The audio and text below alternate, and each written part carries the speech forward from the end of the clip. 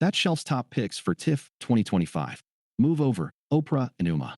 Hamnet and Hamlet are the new tomatoes/tomato on the film beat. They're also bound to be the most frequently confused titles at the Toronto International Film Festival, since someone with a sense of humor programmed Truth and Youth at the Winter Garden/Elgin at the same time at TIFF 15.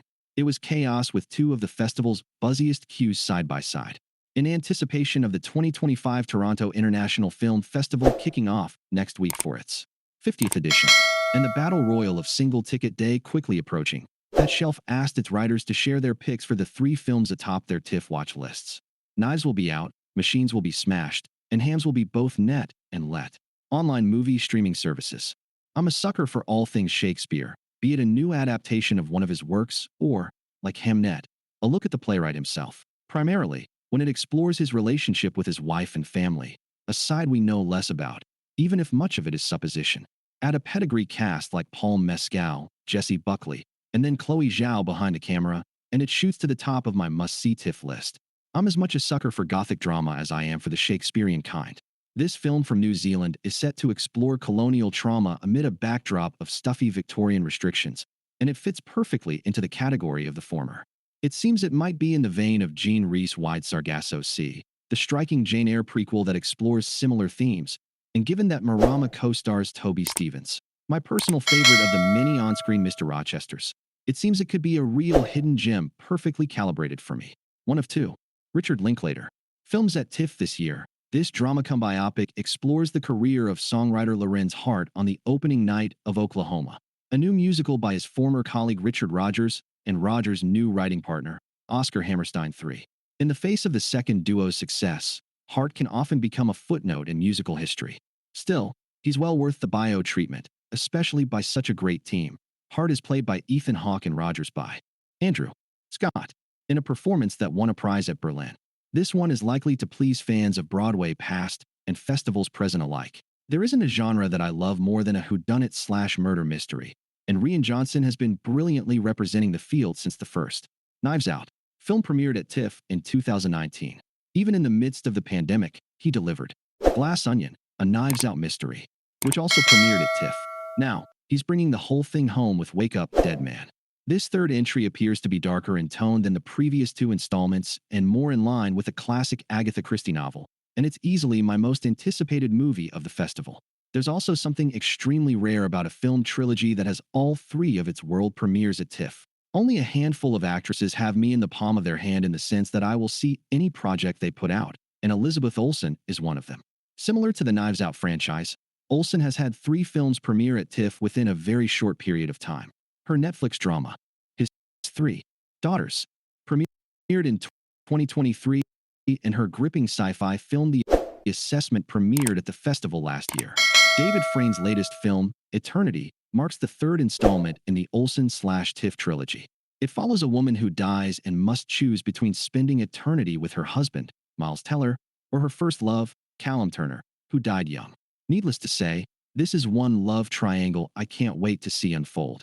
I have been eager to see Mary Bronstein's If I Had Legs I'd Kick You ever since it premiered this past January at the Sundance Film Festival to rave reviews. The premise seems like everything I wanted out of last year's TIFF premiere. Night Bitch. As this film follows a mother who feels like her world is crashing down around her as she tries to navigate her daughter's mysterious illness, her absent husband, a missing person, and an increasingly hostile relationship with her therapist. The film stars Rose Byrne in the leading role, and audiences who've seen the film unsurprisingly praised her performance, which I'm looking forward to seeing, along with Conan O'Brien, aka the GOAT, as her nutty therapist. A Bonnie and Clyde-esque outlaw romance set to a country music soundtrack has such potential for cinematic lyricism.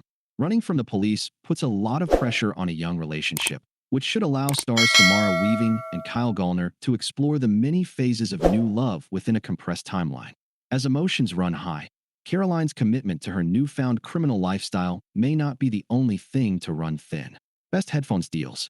Every Shakespeare adaptation conveys distinct interpretations and performances, making no presentation identical. In this version, Riz Ahmed plays the title character in modern-day London's South Asian community. But in spite of the contemporary setting, the film preserves the bard's original text. Merging the two worlds will be a challenge, but one we've seen succeed before. Oscar-winning director Laszlo Neam's third feature, After Son of Saul and Sunset, promises another solemn and harrowing tale of survival. Reuniting with his writing partner and cinematographer, this story is set in the wake of the Hungarian Revolution. Violence often begets deeply personal secrets, which will undoubtedly affect the mother-son relationship at the film's heart. Neem's attentive approach makes the darkest subject matters approachable without overwhelming audiences, so it will be interesting to see his take on the family drama. Honorable mentions: Adulthood, Dust Bunny, Frankenstein, The Furious, Carmadonna, Normal, Still Single, and A Useful Ghost. File under Obvious, but Hamnet checks all the boxes that I look for in a movie aside from starring Meryl Streep. That said, this dramatic interpretation of the domestic life in the Shakespeare household reportedly features a juggernaut performance that could do for Jessie Buckley what Sophie's Choice did for Meryl. This one features Buckley as Shakespeare's wife, Agnes, who finds herself torn between sparing the life of her son or her little girl when the bubonic plague comes knocking at their door. Spoiler: Alter, the result inspired Hamlet.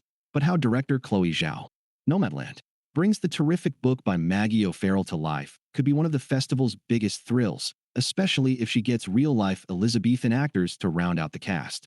We collectively slept on Reine Vermette's Saint and at TIFF 2021, which was perhaps an inevitability when the online edition and the mental strain of COVID-19 lockdowns didn't exactly make a Wavelengths title a first choice. But anyone who caught the film, I watched it at the last second after it won Best Canadian Feature, was treated to one of the most exciting voices in Canadian cinema with Vermette's artful hybrid portrait of Midas' life. Vermette, who has lensed many films as a cinematographer, is proving herself one of the most distinctive eyes in Canadian film. Her new film Levers, shot on 16mm, observes a community on a day of darkness. I can't wait to see what she does here after harnessing light so beautifully in films including Hot Doc's Best Canadian Film winner Agatha's Almanac. Following in the footsteps of Kristen Scott Thomas's career best performance in I've Loved You So Long and Jodie Foster's Truffle Wench from a Very Long Engagement, in this year's A Private Life, Angelina Jolie makes a stab at acting in French in this drama set in the Parisian fashion scene. Jolie plays a filmmaker turning her eye on the garment industry as director Alice Winocourt, TIFF 2022's Paris Memories, considers the global interconnectedness of the threads in a world where haute couture and fast fashion live side by side. This year's festival marks a quick return for Jolie after her directorial effort, Without Blood, didn't find the audience it deserved last year. Honorable mentions: The Captive, Blue Heron, Hen, Silent Friend, Train Dreams. I also love getting a head start on Best International Feature submissions and hope to see Eagles of the Republic, Sweden, The Love That Remains, Iceland, Palestine 36, Palestine, Sentimental Value, Norway, The Sound of Falling, Germany, A Useful Ghost, Thailand, and The Voice of Hind Rajab, Tunisia, which have been announced as submissions so far. After the first film premiered at TIFF 2019, it's always exciting to see a new Knives Out movie from Rian Johnson. Similar to its predecessors, including TIFF 22's Glass Onion, it features a stacked cast, including Josh O'Connor, Glenn Close, Kelly Spaney, and a returning Daniel Craig, just to name a few. A classic whodunit is always a breath of fresh air, especially amidst the endless sea of serious dramas that tend to dominate TIFF.